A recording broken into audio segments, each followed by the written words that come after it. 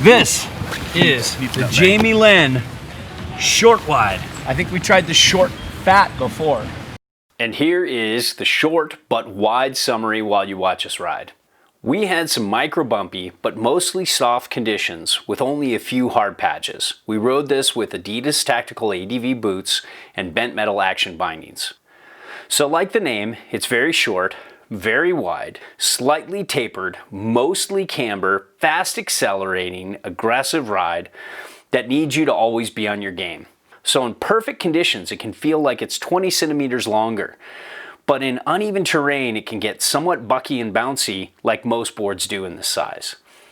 This is not an everyman's type of ride, and it didn't match up well with Peter and Jimbo.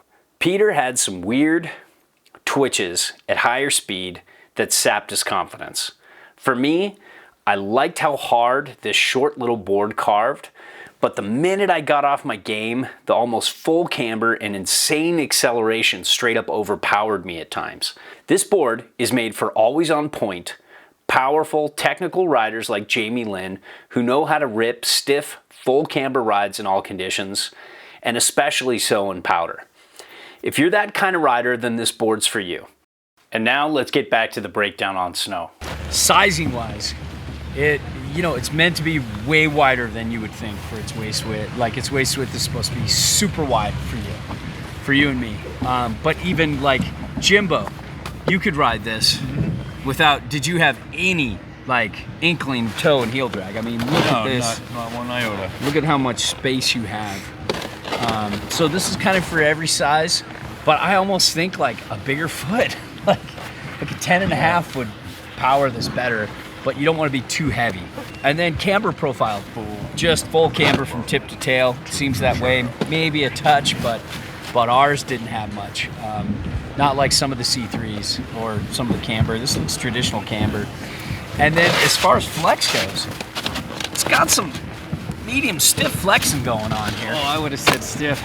Yeah, The thing is, like that, you just pushing that gives it no inclination on what it feels like on the mountain. It feels as stiff as I could possibly want a board on the mountain. I could barely get this thing to just even lean up a little bit on the powder. Peter dared me, I tried my best. Flex pattern over me. Yeah, it wasn't quite as the middle. Yeah, and even with mini disc. Could you butter it, Jimbo? Not really. I was watching you the entire time, and even Jimbo was having a real tough time getting it to butter. It's a millimeter butterer.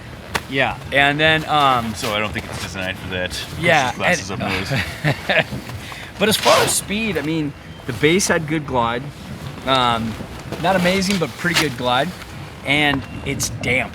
It's wide. It's a lot of short boards can get a little, what shall we call it, Peter? I don't know. Oh, you mean that skater that did the kickflip to 5.0 to win that one halfpipe championship? Bucky Lassick? It's the old classic Peter Bucky Lassick. It's a classic Peter Bucky Lassick joke. It does not get Bucky Lassick. It is I thought the opposite. Strong and damp and powerful. I don't want to weave through any bumps in this, but as far as short fats go, I think it does a pretty good job powering over stuff. Still a longer board with this kind of flex with power over better, but I feel a dissenting opinion coming on. When I pointed it, I felt a massive twitch that just felt, which I didn't feel in any of the other 5 boards that I rode today.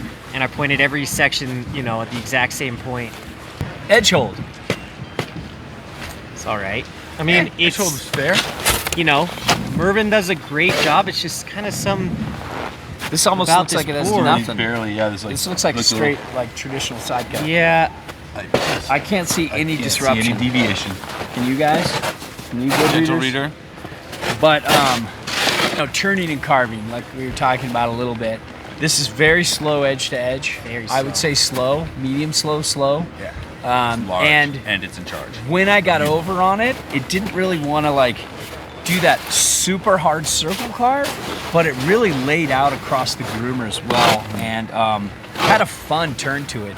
As you power out of that turn, that spring generates so much. The spring out of the turn generates so much speed that I felt like after 1 or 2 turns, I was starting to get out of control and getting too much momentum. But that's like a Jamie Lynn kind of, like good kind of feeling for Jamie Lynn. But for us average riders, it starts to get a little terrifying. So I had to dial it back. But it's a beast. And what do you guys think about your turns and carves with this? Dull. Like just going edge to edge felt dull. My carves didn't, for me, feel very springy and like energetic. But you know, just my general feel, like my whole ride down, I was just like, I wasn't syncing with the board perfectly for some reason. And what about you, Jimbo? Travel along the earth pretty steadily underneath my feet.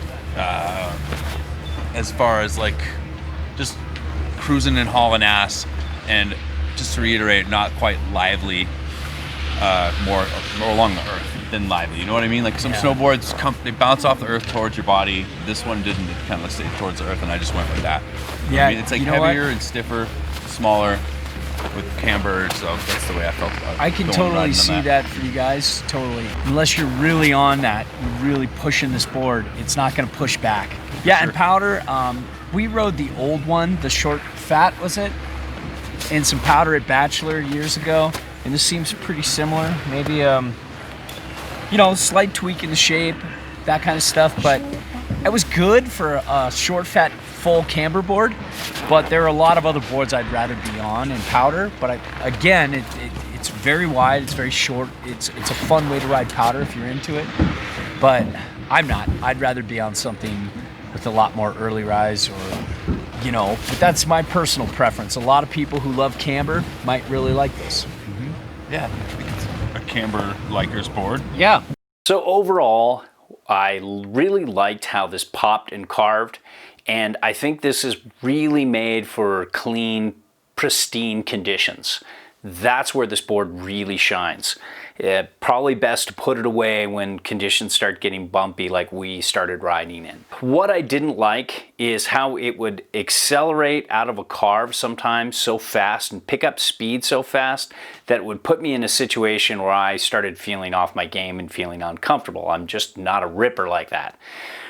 For Peter, it would accelerate. He likes to go fast, but then it would put him in this kind of like skitchy, twitchy kind of feel that he didn't like. And so I think that's what really detracted them from liking it. For us, we had a little more fun for our riding style and our ability level with the prior Legacy. Still an aggressive board, but just could back off when you needed it to. And the new Yes 420 Plus review coming soon. Those boards matched up better with us.